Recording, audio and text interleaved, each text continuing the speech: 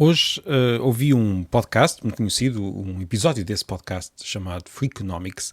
É um podcast dos Estados Unidos que tem origem no livro chamado Freakonomics, ficou muito famoso há uns anos. Foi também muito polémico, mas o podcast é sobre muitos outros temas para lá daquilo que estava no livro original. E é um podcast bastante interessante, uma grande parte dos episódios são muito interessantes e hoje ainda não acabei de ouvir estes podcasts de maior dimensão, muitas vezes são para ir ouvindo aos pedaços ao longo da semana, mas o episódio que comecei a ouvir hoje era sobre um livro de Richard Cockett, um jornalista da Economist, que escreveu um livro sobre Viena de Áustria, como se dizia tradicionalmente em português. O livro chama-se Viena, e vou traduzir diretamente, como a cidade das ideias criou o mundo moderno, e mostra como muitas das disciplinas atuais, como muitos dos desenvolvimentos tecnológicos e científicos da atualidade, têm origem em trabalhos, em investigações, em descobertas de vienenses do final do século XIX e do início do século XX.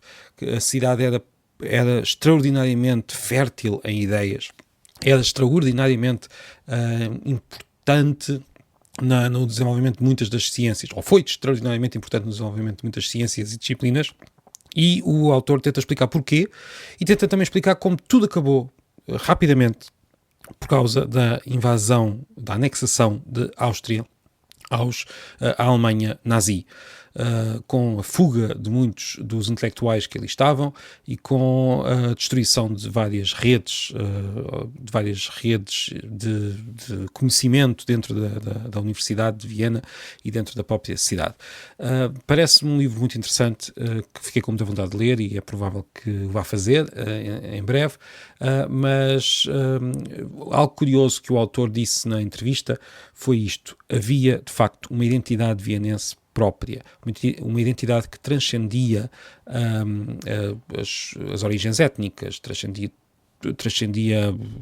a religião e a própria identidade nacional. Estamos a falar de uma cidade que era a capital do Império Austro-Húngaro, nas suas várias formas. Não era um império que tivesse propriamente uma identidade nacional, mas tinha várias identidades e tinha depois esta identidade da capital de Viena, baseada numa certa cultura intelectual bastante igualitária, no sentido em que qualquer pessoa que se esforçasse para estudar um tema iria ser considerada, como é que eu ia dizer, iria ter o prestígio associado a esse estudo, independentemente da sua origem, e também uma cultura intelectual de grandes trocas entre disciplinas, sem o espartilhamento intelectual que nós sentimos hoje nas universidades em disciplinas muito marcadas e muito pequenas. Isto foram apenas dois pequenos tópicos que o autor desenvolveu. O autor conta, segundo disse na entrevista, as histórias de muitos destes vienenses, e nós sabemos que esta cidade foi importante em muitas áreas sociais, científicas, artísticas, mas de qualquer forma fiquei de facto com muita vontade de ler este livro, que me lembra duas coisas. Para começar, o facto de a identidade, hoje em dia é difícil imaginar uma identidade de uma cidade como sendo algo palpável e real e que as pessoas sentem enquanto a sua identidade coletiva. Hoje a identidade principal de qualquer pessoa é, sem dúvida, a identidade nacional. Nós dividimos-nos em nações e mesmo quem não partilha da ideia de que a nação deveria ser a unidade principal, mesmo essas pessoas, claro que têm algo de nacionalista no sentido de defenderem a divisão do mundo, ou melhor, de estarem confortáveis numa divisão do mundo com base na nação, uma nação que em geral se entende como tendo direito a um Estado. Portanto, o modelo do Estado-nação, imperfeito como é e não abrangendo todo o mundo como não abrange, está na nossa cabeça. Nós sentimos como natural a divisão do mundo em Estados, que são todos eles iguais, de uma certa forma, têm uma soberania inteira no seu território, e estes Estados representam, idealmente, nações. Isto funciona muito mal em muitos pontos do mundo, basta pensar aqui na Europa e até aqui ao lado, mas é o modelo que temos na cabeça. Este modelo não é um modelo assim tão antigo. Até há uns 200 anos, a grande identidade coletiva das pessoas era, acima de tudo, religiosa, principalmente na Europa. Tudo o resto decorria dessa identidade. Depois, identidades territoriais eram muito maleáveis, identidades étnicas também não seriam assim tão fortes quanto isso. Não tínhamos esta noção de unidades soberanas que apenas surge nos últimos poucos séculos, com uma série de desenvolvimentos que vêm da paz de Westfália, que vêm da Revolução Francesa, que vêm dos desenvolvimentos românticos do século XIX.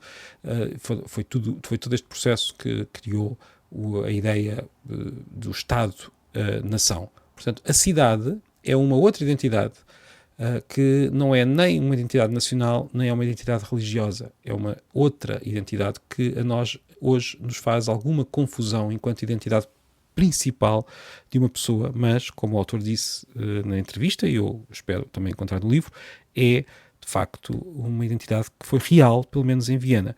E ele também disse que encontrou outra cidade onde isto acontece, que é Nova Iorque, onde a identidade transcende a identidade nacional, a religiosa, a étnica, e é uma identidade muito própria daquela cidade. Foi a opinião do autor. Deixo aqui para que possam comentar e dizer se concordam ou se encontram outras cidades onde isto é assim. O segundo ponto que esta entrevista me lembrou são os livros de cidades. Este é um livro sobre uma cidade. Há outros. Eu ainda agora, naquela viagem que fiz e que descrevi, trouxe um livro sobre Trieste. Descarreguei há pouco tempo o primeiro capítulo de um livro sobre Veneza. Tenho lido aos poucos, daqueles livros que estão aqui, que vou lendo, um livro sobre a história de Constantinopla, que é um livro magnífico. Espero voltar a falar dele em breve. Estes livros de cidades contam a história de uma cidade, não necessariamente de uma nação, que normalmente é uma história contada sempre com uma certa narrativa heroica. As histórias das cidades são mais partidas, mais fragmentadas, mais difíceis, mais plurais e por isso julgo que também bastante mais reais no que toca à realidade das nossas vidas, se é que isto faz algum sentido. E por isso deixo aqui uma pergunta. Já leu alguma história de uma cidade? Há, por exemplo, uma história de Londres muito conhecida que tem como subtítulo uma biografia da cidade. Estes livros são, quanto a mim, sempre bastante interessantes. Estas biografias de cidades, estes livros que se centram numa cidade que é algo difícil de definir, não é? O que é que nós podemos... Lisboa, por exemplo, onde estou, é uma cidade, tem a sua própria beleza, diria eu, tem a sua própria história, tem uma certa personalidade, mas é muito difícil de descrever esta personalidade, de contar a história de forma completa, de perceber o que é a cidade, porque é tão complexo, tão múltiplo, mas ao mesmo tempo há aqui qualquer coisa. Nós sentimos-nos em Lisboa quando estamos a passear nas ruas de Lisboa. O que é que será? Será a forma como as ruas estão dispostas? Será a nossa própria memória? Será a imaginação que foi recriada pela literatura? Há qualquer coisa muito indefinível e eu costumo associar essa qualquer coisa, sinceramente, a uma pessoa. Nós sabemos que as pessoas têm a sua personalidade, as suas características, nós sabemos que têm a sua história, que contam a sua história, cada pessoa conta a sua história de determinada maneira, também é vista de determinada maneira pelos outros, cada pessoa terá uma imagem diferente da outra pessoa, e no entanto também sabemos que há sempre mais por saber, que não se consegue descrever completamente uma pessoa, que até a pessoa mais próxima é certamente um poço de surpresas, se quisermos, e até nós próprios somos sempre uma surpresa, mesmo para nós, ou seja, nós não nos conhecemos inteiramente e somos, portanto, cidades. Temos uma cidade inteira dentro de nós. Espero que isto faça algum sentido. Foi o episódio de hoje, e então, até amanhã.